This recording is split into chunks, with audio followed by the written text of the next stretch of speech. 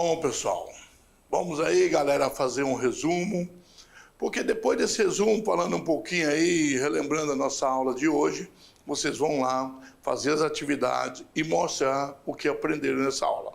Vamos lá, então? Nosso resumo de hoje.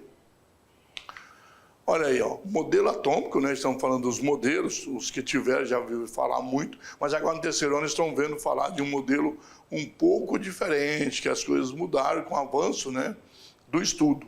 Então, o modelo atômico, nós temos aí desde o modelo grego, Dalton, Rutherford, né, e Bohr. Antes era só um núcleo, depois passou a ser um pudim incrustado, os elétrons é como se fosse um pudim de ameixa, e depois veio o sistema planetário, né, o chamado sistema planetário de elétrons girando em torno do núcleo, e aí vem, na verdade, o Bohr falar dos orbitais, né, com estados estacionários, que não perderiam energia nesses estados. Rutherford propõe já um bem revolucionário, né, e aí Bohr vem realmente com o último modelo que nós temos, tá? Mas tem estudos já melhorando, né, a cada passo. Nós temos aí o nível energético. Cada nível, desde o fundamental, é dado por esse aqui. Lembrando isso aqui sendo 1, que é o fundamental, vou colocar uma outra cor aqui, né? Sendo 1, aqui o nível fundamental, 1 ao quadrado é 1, 13,6 dividido por 1 é 13,6. Por isso que o nível fundamental é 13,6 joules, né? Então, a energia dada em joule, nós não mudamos nada disso. Pode mudar as teorias e tudo, mas as medidas continuam. Nós temos aí que, se você quiser a frequência, basta saber a energia inicial e a energia final e dividir pela constante de Planck. Planck, né? Essa experiência de Planck e Hertz, que as linhas espectrais, tem uma evidência da existência de subníveis. Então, vocês veem que aqui tem várias pessoas que foram estudando com o tempo. Tem a série de Lima, foi ele que descobriu essa série, né? Depois tem a de Balmer, tem a de Pasquin, Paffum e Bleckler, né? Então, os orbitais permitidos para um elétron, no modelo de Bohr do átomo de hidrogênio, não está em escala aqui. Aqui é o fundamental, né? Fundamental, depois você vem com nível 2, 3, 4, 5 e 6, né? Fundamental, o primeiro nível, 13,6 volt, eletronvolt, mas é menos, né? Lembrando que já no nível 2 é menos 3,4, depois menos 5, 0, 0,54, 38, 28, 0,85, assim por diante. Eles vão diminuindo aí, até chegar a zero no infinito, né? Só que o infinito, para um átomo, um elétron de um átomo não é infinito para outro, tá? Esse desafio do século XXI foi justamente a busca pelo átomo. Quando o Rutherford, né? Rutherford, ele realmente faz aquele trabalho lá, o que acontece? Busca-se entender melhor isso e explicar. E aí vem nessa busca descobrindo que o próton é formado por quarks, onde tem 2 quarks up e 1 down, e o nêutron por 1 up e 2 down. De tal maneira que a gente viu ali que a gente pode, somando aqui, dar 1 e somando... Opa. Deixa eu escrever melhor aqui que está feio. Depois que você escreve a primeira vez, né? 1 elétron, né? 1 carga elementar. E aqui dá 0, né? Eu fiz até na aula para vocês aí. Essas novas partículas têm nomes aí estranhos, diferentes um pouquinho, né? Up, charme, topo, bottom, então. Pessoal, não se preocupa, porque nas nossas aulas nós vamos continuar falando e vamos explicar para vocês cada um desses e como é que funciona um pouco mais. É só a primeira aula para dar um gostinho, ela vai vir durante as 3 unidades, vão ser colocadas de vez em quando para você entender. Bom, agora vamos lá, faça os exercícios, as atividades, e daqui a pouco a gente volta para ajudar vocês se tiver alguma dúvida.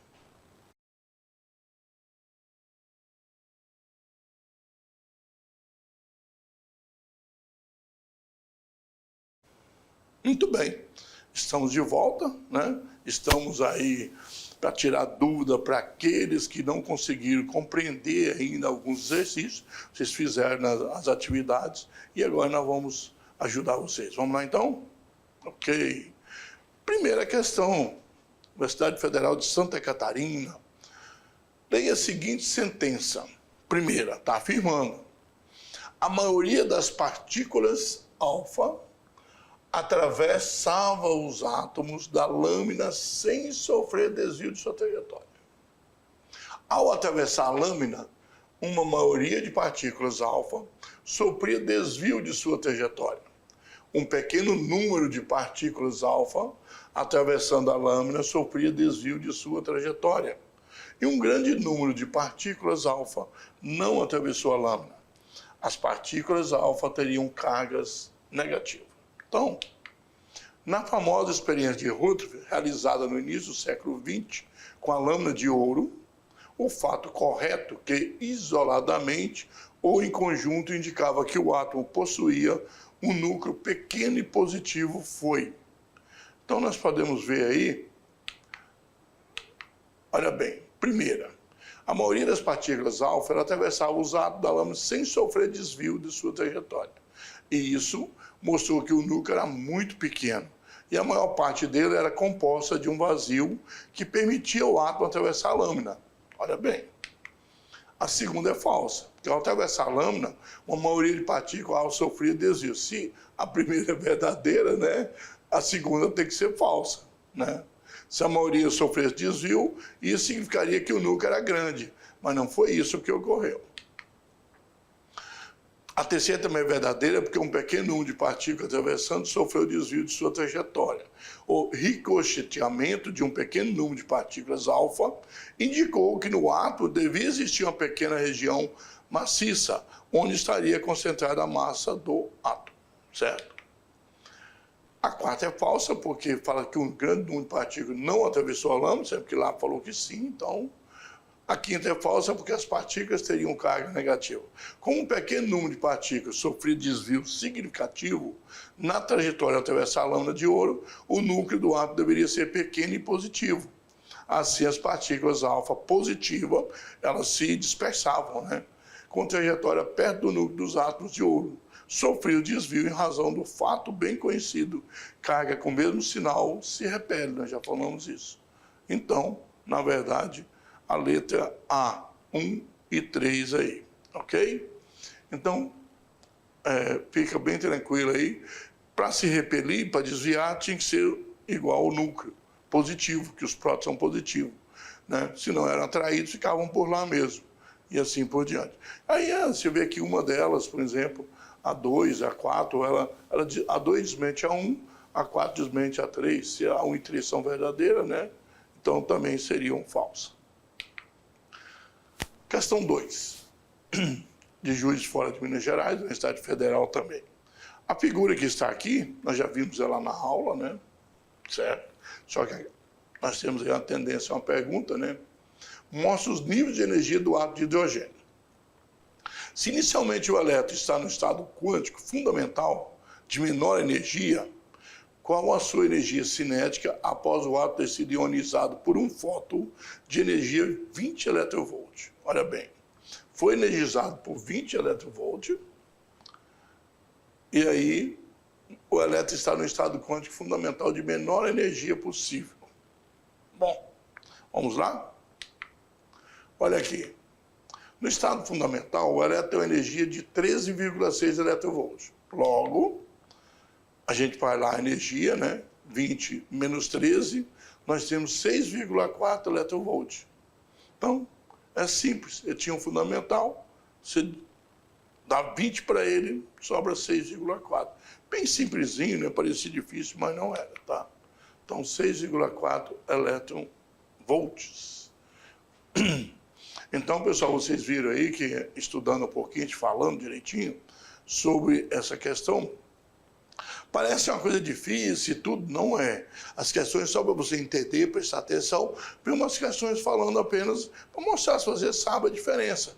Nível, energia. Energia aumentou, diminuiu, não importa se é nível quântico ou se é nível clássico aqui, o nosso do dia a dia. A energia, se você ofereceu tanto, tinha tanto, Você diminuiu, tem a resposta, né? Vamos lá então para você ver uma questão de Enem agora. Você vê que as coisas não são tão complicadas assim, né? E é fácil de analisar a questão com calma e fazer. Então, a questão de Enem, ela vem o seguinte. 1990, transcorreu o cinquentenário da descoberta do chuveiro penetrante. Esse chuveiro penetrante é muito interessante, que isso aqui é uma descoberta de um brasileiro aí, né? Que nós temos aí, nosso aqui, tá? Trabalhou muito, foi trabalho feito no Brasil também. Então, o chuveiro penetrante dos raios cósmicos é uma contribuição da física brasileira que alcançou repercussão internacional. Isso aqui é o estado de São Paulo, página 30, 21 de outubro de 1990. Né? No estudo dos raios cósmicos, são observadas partículas chamadas pions. Olha bem, mais um nome aqui que não estava trabalhando antes, né? Considerando um pion com carga elétrica mais E, olha, igual ao do próton, né? Se desintegrando, isto é, se dividindo em duas partículas. Um mu, nós falamos, mostramos na física partícula ali, com carga elétrica mais E. Olha bem, mais E, o mu tem mais E, nós já vimos lá na nossa tabelinha. E um neutrino, já falamos sobre o neutrino. De acordo com o princípio de conservação da carga, o neutrino deverá ter que tipo de carga? Será que a carga dele também tem que ser mais E? Olha que o pion tinha mais E, aí do pion saiu um mu com mais E e um neutrino. Qual a carga do neutrino para conservar a carga? Conservação de carga, ela existe, né? Então não pode aumentar nem diminuir do nada. A energia não vem do nada. Então mais E, menos E, mais 2E, menos 2E ou nula. Essa é muito simples, né? Bem simples aí. Nós podemos ver, vamos ver se tem uma explicação só para vocês aqui. Olha bem, princípio de conservação da carga elétrica. Mas tenho certeza que essa vocês já mataram aí, bem simplesinha, falou bem fácil. A quantidade de carga elétrica antes do pion tem que ser igual a depois quando se transformou no mu e no neutrino. Quantidade de carga, né? Então, quantidade E é igual a QM mais QN, só dando o nome, né? Do mu, neutrino e o pion.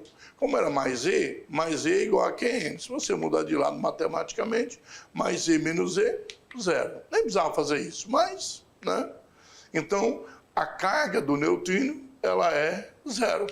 Portanto, só pode ser nula, né? Então, você percebe aí que é uma questão simples. Aí, às vezes, você fala assim, mas professor, eu nunca estudei negócio de pion, nunca ouvi falar. Mas é porque esses textos que vêm no Enem, por exemplo, nos vestibulares, eles vêm com a ideia se você tem conhecimento sobre o que falou lá atrás, sobre subpartículas. Quando ele te dá um valor, você sabe que a conservação de carga elétrica, conservar o que tem antes, tem que ser igual depois. Você vem estudando desde o primeiro ano, conservação de energia, né? E a carga elétrica se conserva, a carga elétrica de antes tem que ser igual à carga elétrica de depois. Quem era antes? O pion. Quem era depois? O mu e o neutrino. Se o pi é mais E já disse que o mu é mais E, pronto, já sabe que o neutrino só pode ser zero. Não pode aumentar nem diminuir a carga, tem que manter. Então, não é necessário você saber o nome de tudo, decorar. Tem que prestar atenção no assunto, aprender e não só esse assunto, conservação de energia, de carga elétrica, do que for. Desde que você estudou lá no início do primeiro ano, segundo ano, no terceiro ano vai estar a ideia de conservar, manter. Então não é tão difícil assim.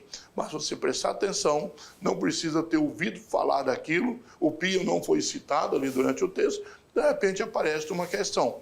Mas explicou direitinho como é que ele se transformava, em que ele se transformava. Ok? Então agora nós vamos lá, que nós temos aqui um material complementar para vocês. Vamos lá? Então, olha bem, esse material assistir o vídeo aí do Marcelo Gleiser, que explica o bóson de Higgs. Nós comentamos lá, é muito interessante. Esse bóson de Higgs foi chamado de partícula de Deus, não desafiando nada mas porque Deus criou o universo, criou o mundo, né? Então seria a primeira partícula do planeta Terra. Seria considerado, essa seria a primeira partícula que criou todas as outras coisas depois, né? Canal Livre da Band, parte 1 de 5, pode assistir as outras também. É só 11 minutos e 43 segundos, né? Foi publicado em 23 de julho de 2012, por Ed Land, né? Lá no YouTube, direitinho, foi verificado e vocês podem estar trabalhando com isso aí de maneira tranquila, tá? Então, pessoal, olha bem, vocês viram aí desde o início do nosso trabalho, né? Falando aí o modelo atômico. Primeiro tinha um modelo que o núcleo seria uma massa qualquer. Aí vem, não, mas aí tem outras coisas ali, porque pode ser positivo, negativo, aí vem a ideia de uma massa como se fosse um pudim de ameixa. Em volta, incrustado nessa massa do centro, estaria o que nós chamamos de elétrons. Aí já teve a primeira ideia de prótons e elétrons. Mais tarde veio, não, mas ali tem um núcleo, e veio Rutherford com o sistema planetário, e nesse núcleo, você pode ver que o pudim de ameixa, digamos assim, é muitos anos antes. Aí depois vem, leva tempo, né, séculos, aí chega a Rutherford e fala, não, espera aí, nós precisamos entender que, na verdade, nós temos ali um núcleo forte, e com uma força nuclear muito grande, em volta, girando, até uma partícula muito pequena, que seria, na verdade, os elétrons. Para vocês terem uma ideia, fazendo uma questão de ideia de tamanho, se o elétron fosse do tamanho de uma moeda, uma bolinha, não, uma bolinha de tênis, tamanho de uma bola de tênis, pequenininha, né, uma bola pequena de tênis, o próton seria do tamanho do planeta Terra. Só para você ver a diferença entre o elétron e o próton. Mesmo assim, eles são considerados com cargas elétricas iguais. 1,6 vezes 10 a menos 19 coulomb, que é a medida de carga elétrica de um próton e de um elétron. Tem cargas elétricas iguais, né? O próton, ele anula, o próton não é que não tem carga elétrica. As cargas elétricas dentro dele, como eu mostrei na aula de hoje, elas se anulam. Então ele fica com carga nula. A gente não vai dizer carga zero, mas nula. Nula é sem carga. Matematicamente, o número zero representa isso aí, entenderam? Então, esses modelos foram mudando, melhorando, explicando melhor. Teve um certo momento que não entenderam, né? Realmente, não, está meio complicado. Como é que eu tenho, no caso do exemplo do carbono 14, 8 prótons, né? 6 prótons e 8 nêutrons, desculpe, 6 prótons e 8 nêutrons, transforma no nitrogênio de 6 prótons e 7 nêutrons. Ah, então um nêutron transformou num próton, beleza, mas e aí? Só que aí viram que houve, que o nêutron ele é muito maior do que o próton. Perdeu massa, a massa maior. Perdeu massa, transformou num elétron. Viu que mesmo o elétron não estaria contentando. E aí viu que tinha um neutrino. Então, tudo isso faz parte do avanço nosso. Tudo bem? Então, pessoal, olha bem. A aula de hoje foi sobre esse modelo atômico, né? Vocês fizeram as atividades e nós conseguimos aí mostrar para vocês um pouco disso aí. E foi uma aula interessante, diferente, e vamos continuar. Até, então, uma próxima aula.